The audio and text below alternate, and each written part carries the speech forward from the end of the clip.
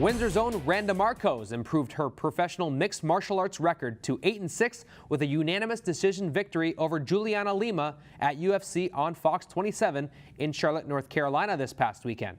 In her post-fight interview, Marcos said she had suffered a knee injury in training camp and almost had to pull out of the fight. After the win, Marcos then took the opportunity to call out for a bout with a top 5 ranked opponent in the UFC's women's strawweight division. I want somebody top 5. I've changed a lot of things around, and I really think I deserve it. Back in the OUA, the Windsor Lancers women's basketball team were decked out in all pink to raise funds on Breast Cancer Awareness Day and to battle the Lakehead Thunderwolves for the second straight night. Rookie Neem Tenney led all scorers in the game with 18 points as the Lancers defeated Lakehead 72-57, improving their record to 14-4. In the men's contest, Lancers head coach Chris Oliver recorded his 200th career OUA regular season win in a 95-75 victory over the Lakehead Thunderwolves. Lucas Orlita led all scorers with 21 points against Lakehead, while the Lancers evened up their record to 9-9 on the year. The Windsor Lancers basketball teams will now host the Laurier Golden Hawks in a game on your TV on Friday night at 6 p.m. Women's game tips off at 6, while the men follow shortly at 8 on February 2nd. Always a pleasure to have you, Coach. 200 regular season wins in the books now, a majority of those with the Windsor Lancers, some with the Queens Gales, but overall you've been in this league for close to 20 years now. What has this experience been like for you, first playing in the OUA, now coaching and getting your 200th win?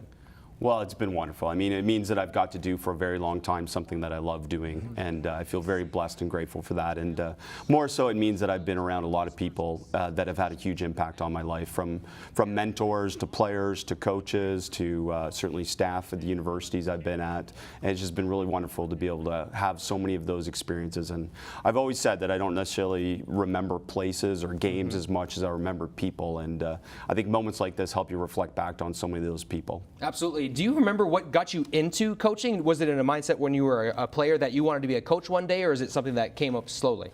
Well, my playing career didn't go as far as I wanted, and I think that's pretty typical, I think, of some coaches. And for me, it was just that I had a real passion for the game of basketball from a really young age when I started playing. And then I also realized at a young age that one thing I could do to help maximize my talents was to really learn the game. And from there, it became a real passion. And it really started as I really liked the technical, tactical battle that comes from coaching. And then as I grew as a coach, it really became about seeing people grow and what an impact that you can make as a coach on them as a player, but also as a person. And that's really what's been motivating me through the years. The Windsor Clippers and the Windsor Warlocks minor lacrosse system have been hosting some free kids clinics, some Windsor clinics to get them involved in the sport. And Jerry Kavanaugh, the head coach of the Clippers Junior B team and the president of the Windsor Minor Lacrosse Association, joins me in studio today. Jerry, thanks for joining the show. No problem. Thanks for having me. I know that you didn't ask for any of this snow, but because you like the summer weather a little bit more for lacrosse, but that doesn't mean that development doesn't stop for lacrosse. You guys have been very busy at Central Park Athletics recently, hosting some youth camps and getting people into the sport of lacrosse from the ground up. How's it been going, Coach? I've been great so far. Yeah, it's a real good turnouts for both of us. Just trying to expose the game to as many new kids as possible. We're trying to get the word out, social media and stuff. And you mentioned earlier the Clippers paying for the first two weeks, so we can offer it as a free try lacrossing. It's been great.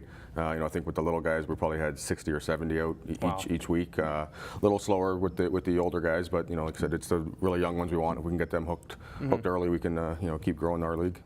Make sure you visit some of those Windsor Warlock minor lacrosse clinics at Central Park Athletics on Sundays beginning at 10 a.m. Thank you very much for joining the show, Coach, and best of luck at your clinics and best of luck with the Clippers this year. Thank you.